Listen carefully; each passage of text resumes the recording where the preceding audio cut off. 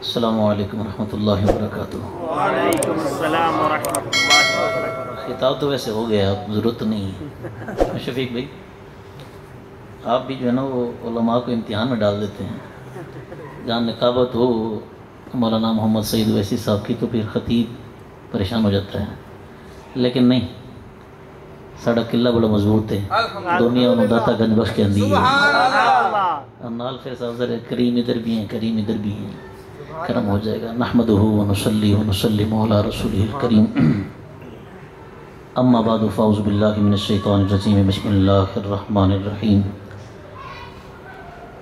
ما کان محمد ابا احد من رجالکم ولکن رسول اللہ وخاتم النبیین وکان اللہ بکل شیء علیما۔ ان اللہ وملائکتہ یصلون علی النبی یا ایہا الذین آمنوا صلوا علیہ وسلموا تسلیما۔ ان کی الفت یہ کام کرتی ہے، ہر نظر احترام کرتی ہے، پڑھتا ہے جو محمد پہ درود و سلام، دنیا اسے سلام کرتی ہے۔ محبت کے ساتھ منتیں نہ کرنی پڑیں، بس اتنا یاد رکھیے گا کہ الیکشن کا زمانہ آنے والا ہے، نون لیگ والے شیر کے نعرے لگائیں گے، پی ٹی آئی والے بلے کے لگائیں گے، زرداری والے تیر کے لگائیں گے۔ پتہ بھی ہے کہ قبر کے اندر نہ نواز نے آنا ہے، نہ عمران نے آنا ہے، نہ زرداری نے آنا ہے۔ اس کالی کوٹھی کو جس نے روشن کرنا ہے، دنیا اسے محمد مصطفیٰ کہتی ہے۔ کم از کم ان سے تو اونچی آواز ہونی چاہیے نا۔ آپ سارے ماشاءاللہ چنے ہوئے بیٹھے ہیں، جیسے سعید بھائی فرما رہے تھے، ہمیں تعداد سے نہیں غرض، ہمیں معیار سے غرض ہے۔ تعداد دیکھی جاتی تو بدر کے اندر کافروں کی تعداد زیادہ تھی، مسلمان کم تھے، لیکن معیار وہ حقانی رکھا کرتے تھے، اس لیے ان کی جیت ہوئی۔ تو محبت کے ساتھ، پیار کے ساتھ الصلاۃ والسلام علیکہ یا رسول اللہ وعلی آلک واصحابک یا سیدی یا حبیب اللہ۔ الصلاۃ والسلام علیکہ یا سیدی یا حبیب ابا بکر و عمر وعلی آلک واصحابک یا سیدی یا رفیق عثمان و علی۔ الصلاۃ والسلام علیکہ یا سیدی یا جد الحسن والحسین وعلی آلک واصحابک یا سیدی یا ابا فاطمۃ الزہرا۔ وہ کمال حسن حضور ہے کہ گمان نقص جہاں نہیں، یہی پھول خار سے دور ہے، یہی شمع ہے کہ دھواں نہیں۔ کروں تیرے نام پہ جاں فدا، نہ بس ایک جان دو جہاں فدا، دو جہاں سے بھی نہیں جی بھرا، کروں کیا کروڑوں جہاں نہیں۔ تیرے آگے یوں ہیں دبے لچے فصحاء عرب کے بڑے بڑے، کوئی جانے منہ میں زبان نہیں، نہیں بلکہ جسم میں جا نہیں۔ کروں مدح اہل دول رضا، پڑے اس بلا میں میری بلا، میں گدا ہوں اپنے کریم کا، میرا دین پارائے نہ نہیں۔ اللہ رب العزت جل جلالہ امن والہ اتم برہانہ اعظم شانہ جل ذکرہ عز اسمہ کی حمد و ثنا۔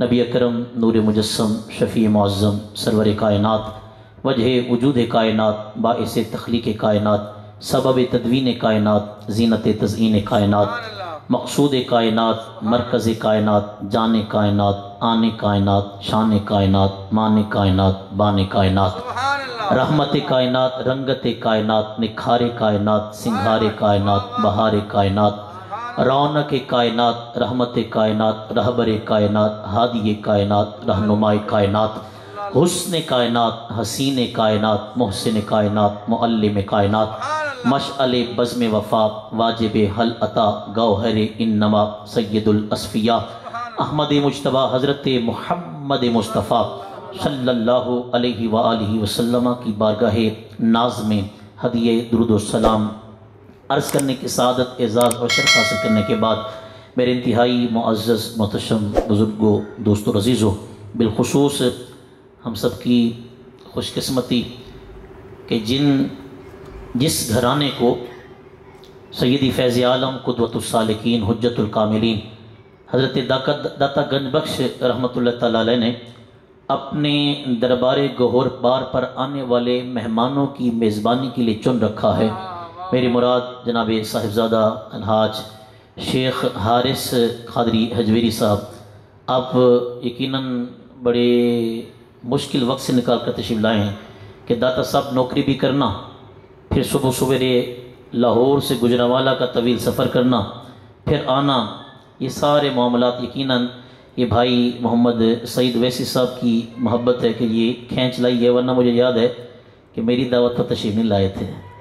تو آپ بھی مبارکباد کے مستحق ہیں، جناب محترم محمد شفیق قادری اتاری صاحب، محترم جناب محمد سلیم صاحب۔ آج میرا دل کر رہا ہے کہ زور والی تقریر آپ نے سن لی ہے، کچھ دل کے کانوں سے سننے والی تقریر کروں۔ ضرورت ہے اس وقت کی، زور لگا لگا کے یار بس تھک گئے آپ، ابھی حالانکہ جوان ہیں، لیکن دل کرتا ہے کہ یار کچھ ایسی باتیں کی جائیں کہ جو وقت کی ضرورت ہیں۔ ماشاءاللہ حضرت بلال حبشی کے عشق پر آپ نے سنا اور بڑا کمال، اور واقعتاً میرا دل کر رہا تھا کہ ویسی سا پڑھتے جاؤں اور میں سنتا جاؤں۔ یہ خوش آمد نہیں ہے، حقیقت ہے، کیونکہ ہم ہیں عشق والے بندے، اور بلال حبشی عشق کی بنیاد ہیں۔ آپ جب امیہ بن خلف کے پاس تھے نا، تو امیہ بن خلف آپ کو تپتی ریت پر لٹاتا، بھاری بھرکم پتھر سینے پر رکھتا، اور لوہے کی کنگھی بنا کر، دل کے کان سے سننی یہ بات، لوہے کی کنگھی بنا کر جسم پر پھرتا۔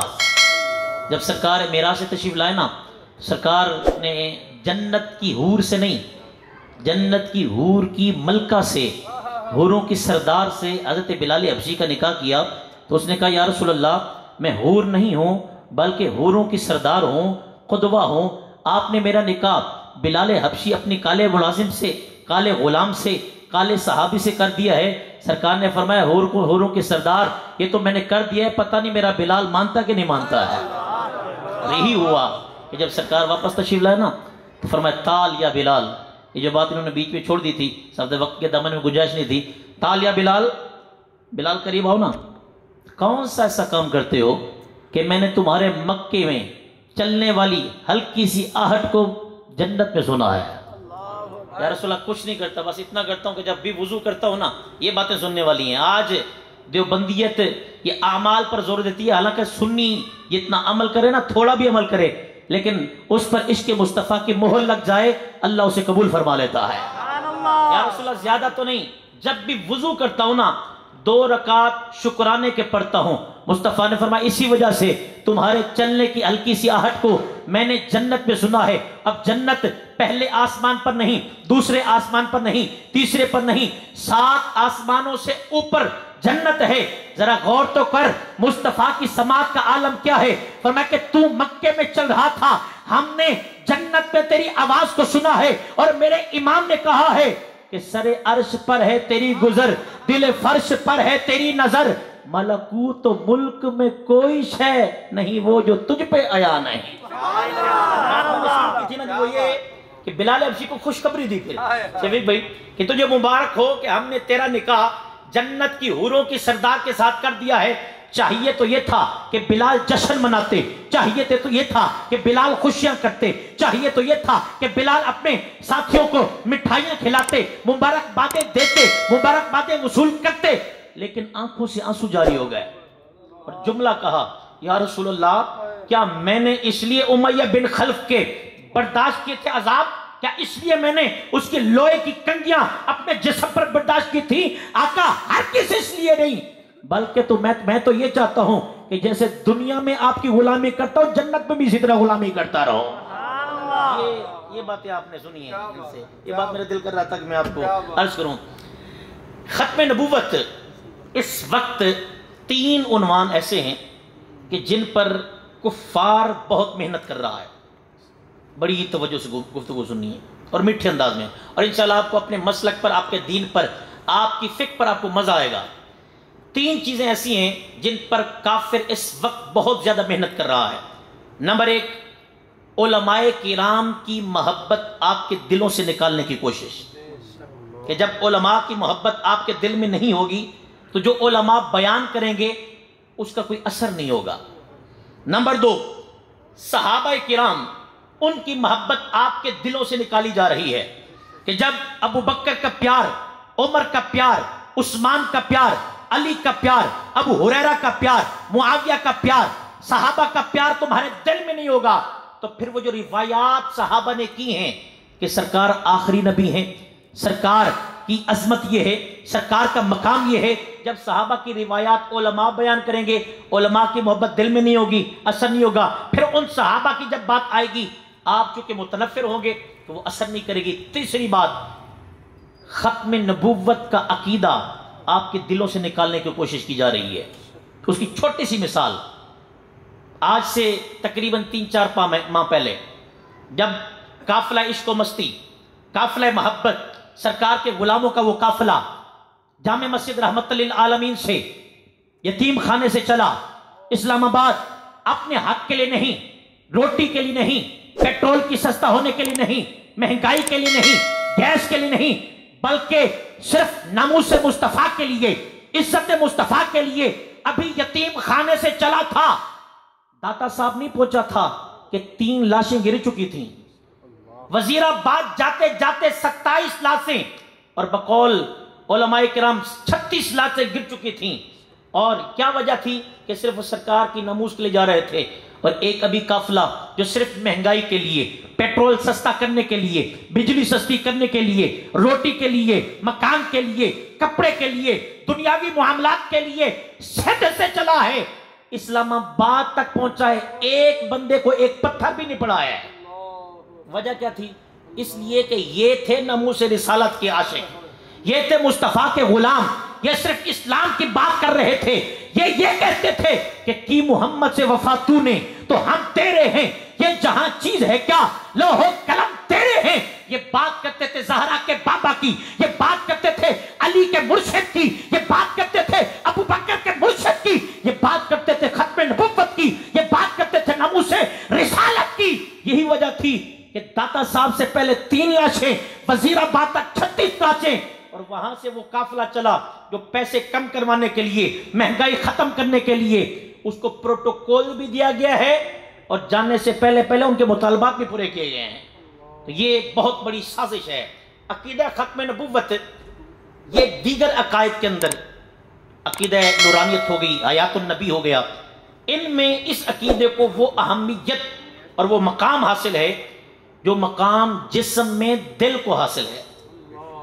یہ بات سمجھیے، اب ان باتوں کا جواب دینا آپ نے کہ ہمارا کان کٹ جائے تو بندہ زندہ رہ سکتا ہے؟ جی رہ سکتا ہے۔ آپ حیران ہو رہے ہیں، نہیں رہ سکتا۔ آنکھ نکل جائے بندہ زندہ رہ سکتا ہے؟ رہ سکتا ہے۔ ناک کٹ جائے رہ سکتا ہے۔ ہاتھ کٹ جائے، دونوں ہاتھ کٹ جائیں، بازو کٹ جائے، ٹانگ کٹ جائے، دونوں ٹانگیں کٹ جائیں، رہ سکتا ہے۔ لیکن دل نکل جائے نہیں رہ سکتا۔ دل نکل جائے، اونچا بولیے۔ آپ نے کہا کان کٹ جائے بندہ زندہ رہ سکتا ہے، دونوں کان کٹ جائیں زندہ رہ سکتا ہے، آنکھ نکل جائے زندہ رہ سکتا ہے، دونوں آنکھیں نکل جائیں زندہ رہ سکتا ہے۔ آپ نے کہا ہے ناک کٹ جائے بندہ زندہ رہ سکتا ہے، ہاتھ کٹ جائے، بازو کٹ جائے زندہ رہ سکتا ہے، ایک ٹانگ نہیں دونوں ٹانگیں کٹ جائیں بندہ زندہ رہ سکتا ہے۔ لیکن اگر دل نکل جائے زندہ رہ نہیں سکتا۔ لیکن ایک شخصیت ایسی ہے جسے دنیا محمد الرسول اللہ کہتی ہے۔ فرماتے ہیں جب جبریل ہمیں معراج کے لیے لے کر آنے لگے، لے کر جانے لگے، ہماری بارگاہ میں آئے، سینہ چاک کیا، نورانی ہاتھوں کے ساتھ سینہ چاک کیا، سینہ کھل گیا، جبریل نے ہمارے سینے کے اندر ہاتھ ڈالا اور ہمارا دل باہر نکال لیا۔ سرکار فرماتے ہیں دل باہر نکال لیا، سرکار جاگ رہے ہیں، سرکار دیکھ رہے ہیں، کہا ہمارا دل نکالا، اور الٹا پلٹا کر دیکھ کر کہتے ہیں عجیب دل ہے جس میں 2 کان ہیں جو سن رہے ہیں اور 2 آنکھیں ہیں جو دیکھ رہی ہیں۔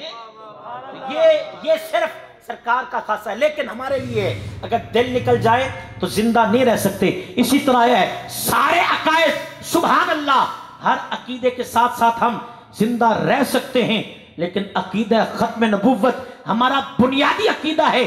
جیسے توحید کو ماننا لازمی ہے، ایسے عقیدہ ختم نبوت پر ایمان لانا بھی لازمی ہے۔ تاجدار ختم نبوت زندہ باد، زندہ باد، تاجدار ختم نبوت زندہ باد، زندہ باد، تاجدار ختم نبوت زندہ باد، زندہ باد۔ ہماری